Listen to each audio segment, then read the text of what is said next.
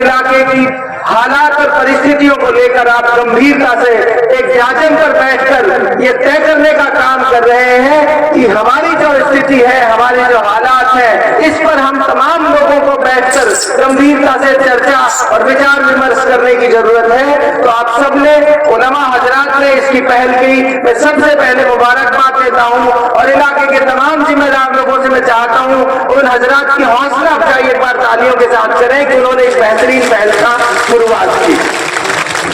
मैं आप साथियों को बताना चाहता हूं कि उलमाओं की जो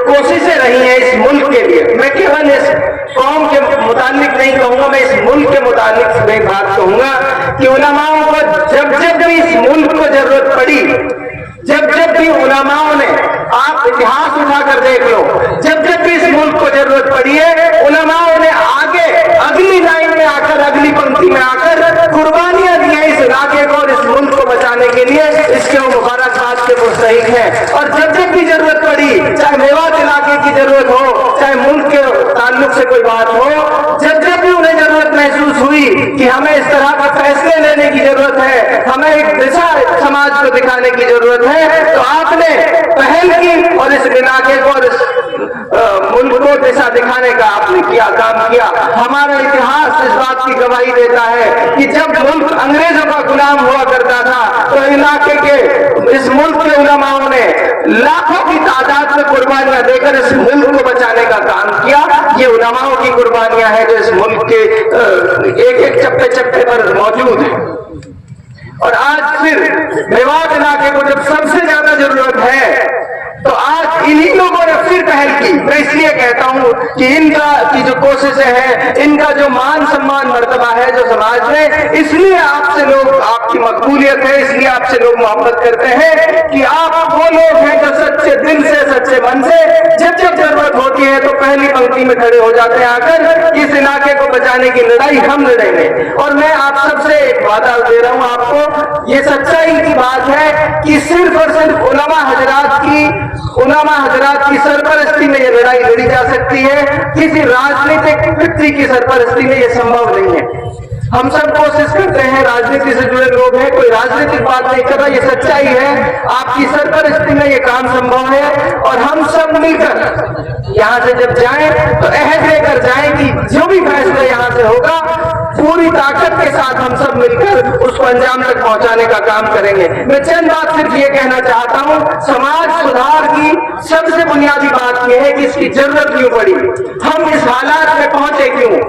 आप देखोगे दिल्ली और गुड़गांव से लगते हुए जितने भी इलाके हैं उन सब का दूध भी दिल्ली बिकता है, उन सब की सब्जियां भी दिल्ली बिकती हैं, क्योंकि उनके पास यातायात के साधन है, उनकी कनेक्टिविटी दिल्ली से है, रोजगार के साधन वहां मौजूद है। हमारे इलाके को जानबूझकर सियासती एतबार से लगा लो, चाहे कैसे भी लगा लो, बहुत सारी साजिशें रही, उनके बच्चों को रोजगार से दूर किया गया।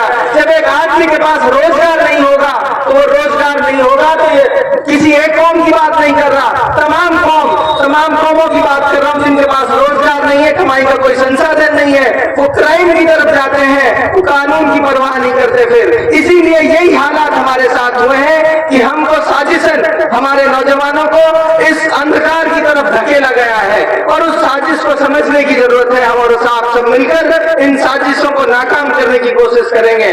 और साथियों, एक बात और कह रहा हूं आपसे, इस मुल्क पर कुछ फितना परस्त ताकतों की फिर नजर है। वो फितना परस्त ताकतें इस मुल्क को कमजोर करने का काम कर रही हैं। और गांधी जी जब मेवात आए थे तो उन्होंने ये कहा था कि मुसलमान मेवात इलाका रीढ़ की हड्डी है हिंदुस्तान की, वो देश जिसको पूरी दुनिया मानती है, पूरी दुनिया जिस व्यक्ति का सम्मान करती है, उस व्यक्ति ने मेवात को अगर ये कहा कि वो रीढ़ की हड्डी है तो शायद आप उलमा हजरात की कुर्बानियों की बुनियाद पर उसने कहा कि जब भी देश को, जब भी इलाके को जरूरत पड़ेगी तो ये वो लोग हैं जो इस देश को बचाने का काम करेंगे। साथियों, बहुत जिम्मेदारी के साथ आपसे कह रहा हूं, बहुत गंभीरता से सोचने की जरूरत है। न केवल मेवात को बचाने की जरूरत है बल्कि इस मुल्क को भी बचाने की जरूरत है।